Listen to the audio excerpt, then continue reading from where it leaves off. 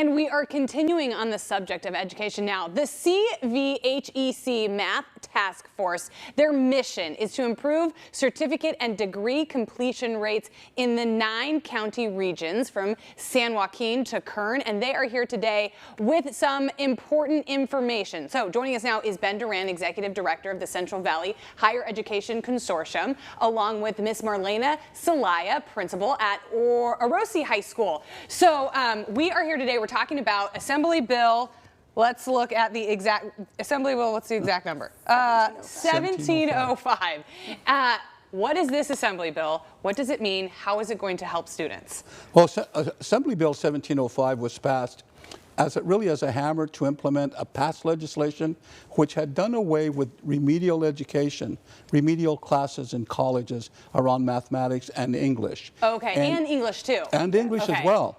And it had done away with remedial courses and had instituted a thing called co-requisite support for faculty to offer these classes to these students. And so what it meant was that all of a sudden students who had been going to college and had been taking remedial courses a year, 2 years, 3 years, and then failing and pulling out, saying, you know, I can't do it anymore, we're now being put into these courses, and they were getting additional support. Okay. In addition to that, the governor signed some other legislation to beef up the tutoring in community colleges as well. Got it. So that's what this bill does. It creates a new way of delivering mathematics to all students. Right. So what the remedial classes, what their goal was, and what this goal is to have students succeed in math and have them learn what they need to learn and get that foundation. But this way seems like a little more hands-on, a little more one-on-one support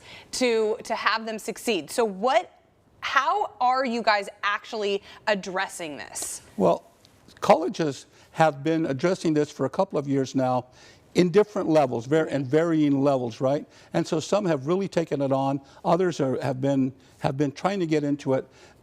As a result of that, we decided, because we haven't gotten much guidance from Sacramento. You know, Sacramento had said, here's the legislation, do it. But not much guidance, right? So what we've decided to do is to do the Central Valley way. Okay. So on Friday, we're having a convening that with our math task force, that at this point we have about 70 math professionals, faculty and administrators and K-12 folks who are going to be joining us to talk about, here's 1705, how do we implement it in the Central Valley? And when we do so, let's share it with the rest of the state. So the Central Valley will hopefully become kind of the leader in the implementation. And if we're doing it incorrectly, we just need someone to tell us, hey, you're doing it wrong. Well, I mean, you know, it's not often that I praise Sacramento, but I would think that us here in the Central Valley, we know what the needs of our students are. We know how our students learn and what maybe their specific requirements are. So that's great that we get to take our best minds, you know, people who actually know how to do math and how to teach it, and decide how will we support these students with this new legislation. So for people coming out of high school, what has your experience been with students going from high school to college, specifically math? Well, I was actually a former high school math teacher. Okay. I taught math for 8 years before becoming an administrator, so this is really my passion.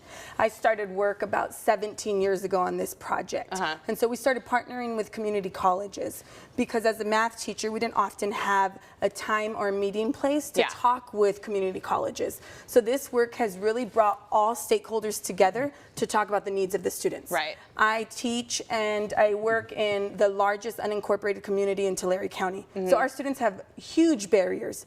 Barriers when it comes to college. So prior to Assembly Bill 1705, you had students taking 2 years of math classes that wouldn't even transfer. Right. So what that means is now I'm spending 4 years at a community college just to get to where I want to go at a 4-year college. Right. And so really this is just evening the playing field. I try to attend all the meetings because I want to be a voice for the students at Orosi High School, because what our needs are much different than Clovis, Visalia. So what we are now doing is we're talking with community colleges so we can start getting instructors from the community college on our campus. Great. Just like when I was studying broadcasting at Clovis East, we had somebody from the industry come and talk to us. And so why wouldn't you do that for all your subjects, especially for math, which is challenging for a lot of people? So can people still participate? Can they sign up to come to this meeting that you're having with the task force? They can, in fact, still participate. They can get on our website, the Central Valley Higher Education Consortium. They can get on that website, and there's a link there